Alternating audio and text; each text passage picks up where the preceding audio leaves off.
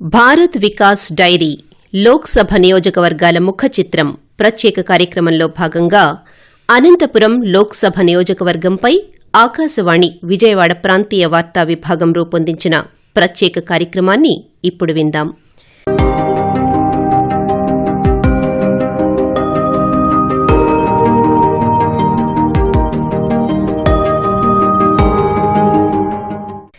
దేశంలో సార్వత్రిక ఎన్నికలు సమీపిస్తున్న తరుణంలో రాజకీయ మార్పులు, చేర్పులు, ఎన్నికల వ్యూహాలపై సర్వత్రా చర్చ జరుగుతోంది. జరిగిన అభివృద్ది కార్యక్రమాలు ఏంటి, జరగాల్సిన పనులేంటి అనే విషయాలపై ప్రజలు దృష్టి పెట్టారు. కొత్తగా ఓటు హక్కు పొందిన వారు ఈసారి ఎన్నికల్లో ఏ విధంగా తమ ఓటు హక్కు వినియోగించుకోవాలో అవగాహన పెంచుకుంటున్నారు. మరోవైపు ఓటింగ్ శాతం పెంచడంతో పాటు ప్రశాంతంగా ఎన్నికలు నిర్వహించడం కోసం చేయాల్సిన ఏర్పాట్లపై ఎన్నికల కమిషన్ అధికారులను సమాయత్తం చేస్తోంది. ఈ తరుణంలో ఆయా పార్లమెంటు నియోజకవర్గాల్లో నెలకొన్న పరిస్థితులు, జరిగిన అభివృద్ది పనులు, అక్కడ ఉన్న రాజకీయ చరిత్ర, ఇబ్బంది పెడుతున్న సమస్యలు తదితర సమగ్ర సమాచారాన్ని శ్రోతల ముందుకు తీసుకువచ్చేందుకు ఆకాశవాణి విజయవాడ కేంద్ర ప్రాంతీయ వార్తా విభాగం సరికొత్త కార్యక్రమాన్ని రూపొందించింది. భారత్ వికాస్ డైరీ లోక్సభ నియోజకవర్గాల ముఖ చిత్రం ప్రత్యేక కార్యక్రమంలో భాగంగా అనంతపురం నియోజకవర్గంపై ఆకాశవాణి వార్తా విభాగం రూపొందించిన ప్రత్యేక కార్యక్రమం ఇప్పుడు విందాం.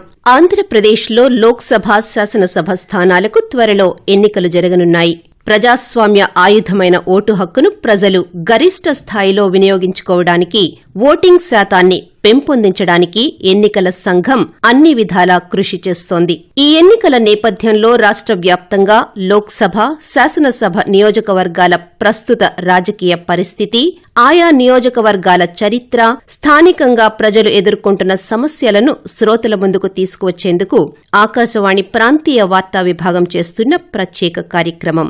అనంతపురంకు అనంత సాగరం అనే పెద్ద ట్యాంకు నుండి ఆ పేరు వచ్చింది. అంటే అంతులేని మహాసముద్రం.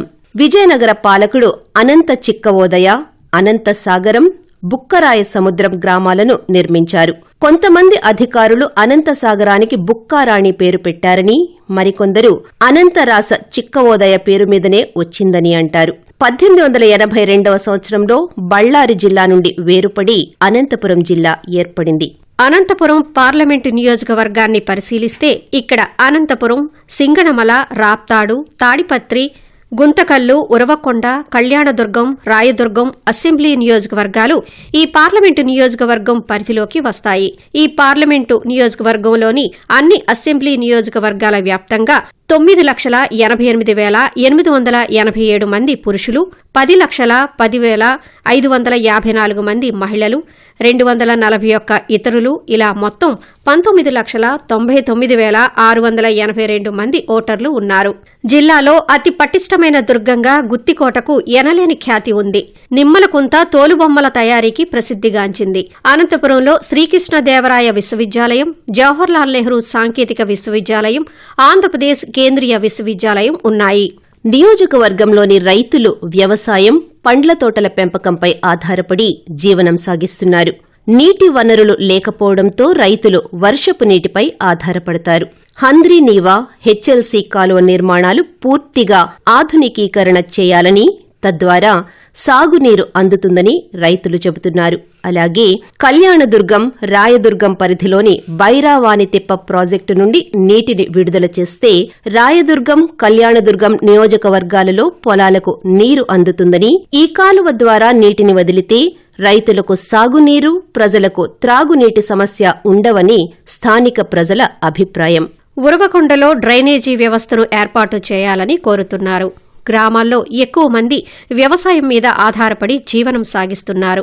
తాడిపత్రి నియోజకవర్గానికి సాగునీరు అందించే చాగల్లు, గండికోట డ్యాముల్లో నీరు వచ్చేలా ఆయకట్టు పెంచాలని స్థానికులు కోరుతున్నారు. సింగనమల నియోజకవర్గంలో పలు గ్రామాల్లో సరైన రహదారి సదుపాయం లేదని, డ్రైనేజీ సమస్యలు ఉన్నాయని, తాగునీరు, సాగునీరు అందుబాటులోకి తేవాలని రైతులు కోరుతున్నారు. పంట నష్టపోయిన రైతులకు నష్టపరిహారం, ప్రతి పంటకు మద్దతు ధర ఇవ్వాలని రైతులు కోరుతున్నారు. రహదారుల నిర్మాణం జరగాలని కోరుతున్నారు. అలాగే అనంతపురం జిల్లా కేంద్రం నగరపాలక సంస్థలో అన్ని డివిజన్లలో త్రాగునీటి సమస్య ఎక్కువగా ఉందని, డ్రైనేజ్ సమస్య, చెత్త సేకరణ ప్రధాన సమస్యలుగా స్థానికులు చెబుతున్నారు. అనంతపురం నగరానికి డంపింగ్ యార్డ్ ప్రధాన సమస్య. నగరానికి సుమారు 10 కిలోమీటర్ల దూరంలో ఉండాల్సిన డంపింగ్ యార్డ్ నగరానికి సమీపంలో ఉండడంతో చుట్టుపక్కల ప్రజలు ఇబ్బందులు పడుతున్నామని, దానిని నగర శివార్లలోకి తరలించాలని విజ్ఞప్తి చేస్తున్నారు. ఇక గ్రామాలలో రైతులకు సాగునీరు అందించాలని కూడా కోరుతున్నారు. అనంతపురం పార్లమెంటు నియోజకవర్గ పరిధిలో పరిశ్రమలు తక్కువగా ఉండటంతో యువత ఉద్యోగాలు లేక ఇబ్బందులు పడుతున్నారు. ఈ నియోజకవర్గం కర్ణాటక సరిహద్దుల్లో ఉంది.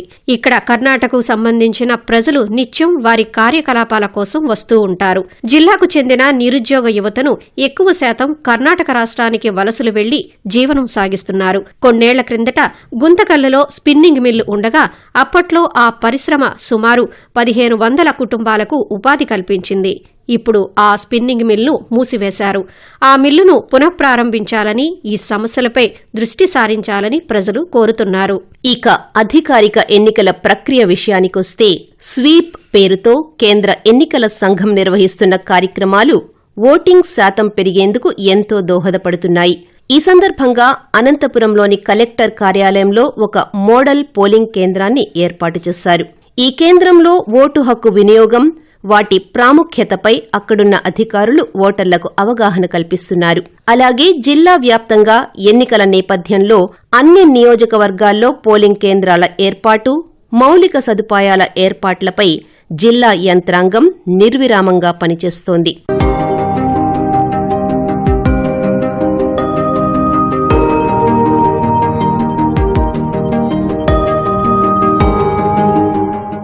ఇంతవరకు భారత్ వికాస్ డైరీ లోక్సభ నియోజకవర్గాల ముఖ చిత్రం ప్రత్యేక కార్యక్రమంలో భాగంగా అనంతపురం లోక్సభ నియోజకవర్గంపై ఆకాశవాణి విజయవాడ ప్రాంతీయ వార్తా విభాగం రూపొందించిన ప్రత్యేక కార్యక్రమాన్ని విన్నారు.